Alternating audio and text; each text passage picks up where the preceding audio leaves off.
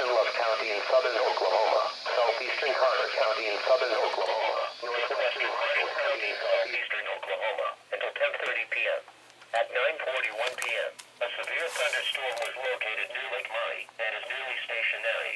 Hazard, ping pong ball size hail and 60 miles per hour wind gusts. Source, radar indicated. Impact, people and animals outdoors will be injured. Expect hail damage to roofs, siding, windows, and vehicles. Expect wind damage to roofs, siding, entries. Locations impacted include southeastern Ardmore, Dixon, and Lake Murray. For your protection, move to an interior room on the lowest floor of the building. Torrential rainfall is occurring with this storm and may lead to flash flooding. Do not drive your vehicle through flooded roadways.